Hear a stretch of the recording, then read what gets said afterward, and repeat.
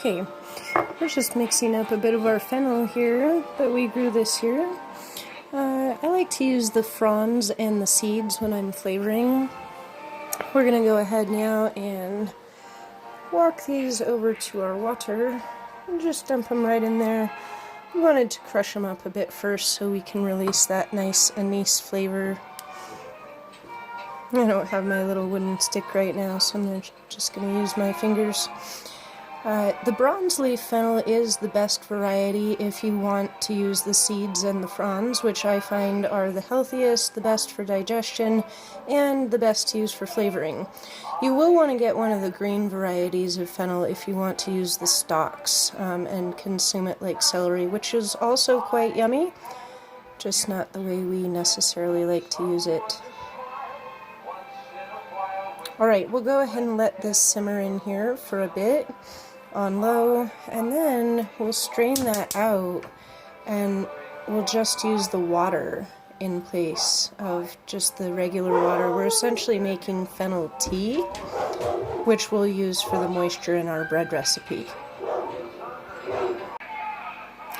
Hey guys, alright, we're gonna move on here. Our tea has been steeping for about 10 minutes on heat. I simmered it on low and now it's kind of cooled approximately to room temperature.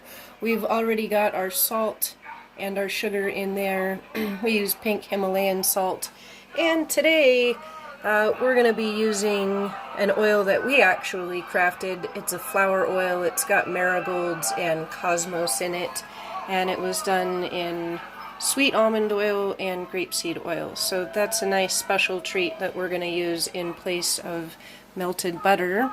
And we've got our Bob's Red Mill back out.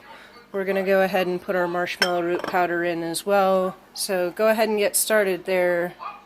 I've got my handsome helper with me again today. Hi, Gage.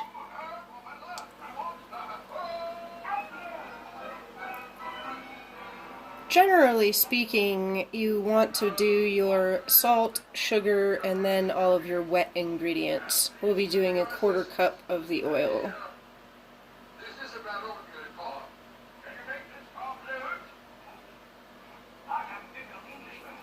It's nice to look for any ways to add more nutrition to your meals. That's one of the reasons that we use the oils instead of butter. And the tea is just in place of regular water. So we'll go ahead and put that in next. Here's our strainer.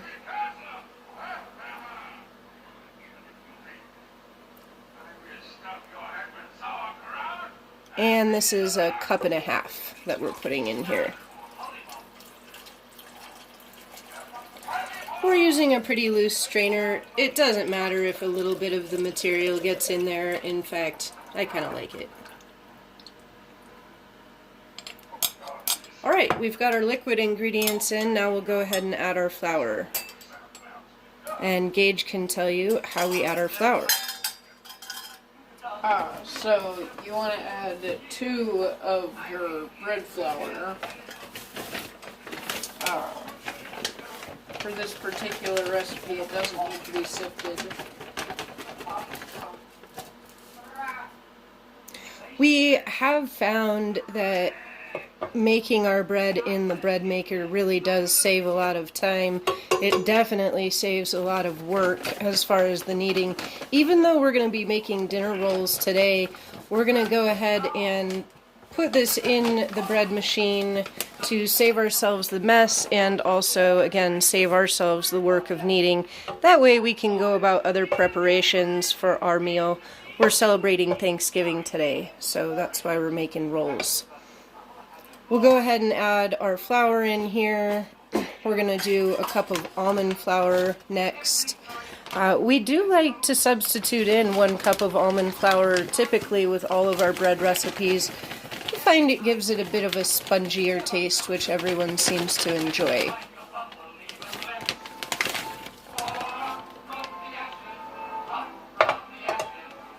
If anyone's got better ideas, by the way, on flour to use, I know there's better stuff out there than Bob's Red Mill. I do continue to use this particular artesian bread flour just because it's got such a nice nutrient pack here. We're always looking for ways to do things a little bit healthier. We end up eating a lot of bread in our day-to-day life. So adding healthier ingredients, I don't know, it makes Mama's heart feel good anyhow. So we're going to do our final cup of flour here. And then another different unnecessary ingredient that we like to add is our marshmallow root powder. So we'll go ahead and do 3 tablespoons of that. Sorry, teaspoons. My helper here was giving me a confused look.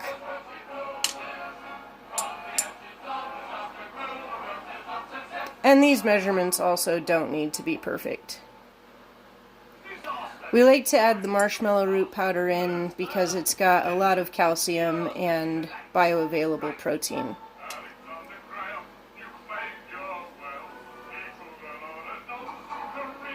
We're planning on leveling up to sourdough this year. I did try to make some starters, and of course, just me being me, I tried to make them out of very inordinate flours instead of regular flours, and they didn't really rise for me, so we'll be doing that again later in the year. For now, we're just going to go ahead and use 2 teaspoons of our active dry yeast. Most bread machine recipes call for specifically bread machine yeast. I'm not really sure why that is. I've never purchased it. I just use the regular active dry yeast. Another thing we're going to be adding here that's a little different, mostly just because it's pretty, and again we're celebrating our Thanksgiving, so I wanted to add a nice little touch. I grabbed stock off of our amaranth plant that we have on our porch, so we're going to throw in just 1 little stalk worth of flowers and amaranth seeds. We'll go ahead and sprinkle that on the top, and that will complete our dry ingredients. Amaranth is a really cool pseudo grain, has a nice little nutrient pack as well. It's going to add some color and some prettiness. Thanks very much for your help, Gage. Alright, we're going to go ahead and set this in our bread maker now. Even though we are going to be making the dough into rolls, I'm going to go ahead and set this on the French bread cycle again, because once we roll our rolls out, we'll go ahead and pop the rest right back in our bread machine. We'll see you in a bit. Okay, we've got our bread. I went ahead and also let it rise in the bread maker to make life much easier. That way we don't have to turn the house up to 80 billion degrees in order for the bread to rise. I've also gone ahead and oiled and floured my pan here for our rolls. I like to use white rice flour for this particular thing. It's really easy to wipe off the bread when you're done. You see kind of a mess up in the corner there. Nobody in this household will ever claim perfection. I do know, however, that we want to go ahead and have 756 grams of our dough over here. So I'm going to go ahead and measure out 756 grams of dough. We're going to make it into 12 rolls. And the rest is going to go right back in the bread pan and back in the bread maker.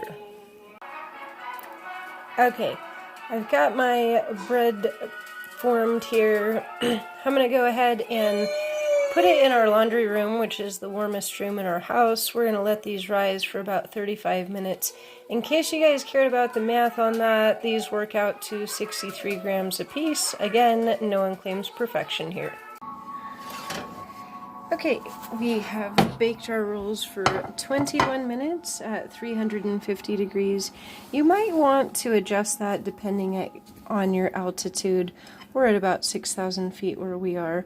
I'm going to go ahead and just smother these in butter. Get that all nice and melted in there. Then we'll go ahead and just pop them back in the oven. We're not going to turn it back on. We're just going to go ahead and let them rest in there. If you do a little zoom in, my lovely husband, we can see tiny bits of flour in there from our amaranth. That's kind of fun. Some nice, happy, healthy rolls. Happy Thanksgiving, everyone.